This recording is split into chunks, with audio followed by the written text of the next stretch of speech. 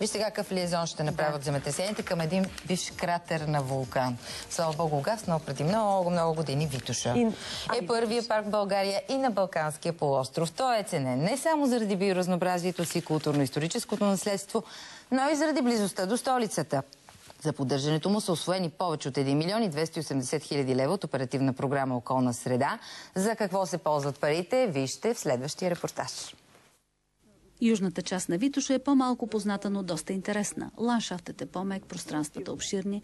Тук е съсредоточен и по-голяма част от животинския свят. При ясно време се виждат верила, плана, рила и осогово. Това е стълб на една от 5-те новоизградени маркировки. Дирекцията на парка е разработила мащабна програма за подобряване на посетителската инфраструктура. Ние, благодарение на оперативна програма «Околна среда», успяхме да направим 4 нови маршрута в южната част на планината, с което бихме искали да привлечем туристите. По проекта се възстановяват общо 7 туристически маршрута. До края на годината там ще има и информационни табели. Така всеки посетител ще научава повече за всичко, което може да се види, когато се разхождате из планината.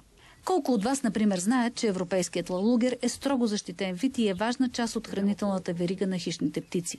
В миналото на Витоша е имало много колонии, но са изчезнали. За това се прави опит популацията да бъде възстановена.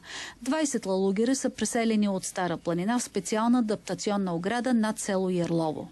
Ние ги подхранваме, за да могат да има достатъчно телесна маса. Изкопали сме им предварително дупки, за да подпомогнем и този процес не им повлияе ниските температури и да умрат от студ. Специални грижи се полагат за дивата коза, мечката и хищните птици. В проекта са включени дейности, свързани с възстановяването на популациите на редки застрашени от изчезване растителни и животински видове, ограничаване на разпространението на нехарактерни за природен парк Витоша растителни видове, които са много агресивни.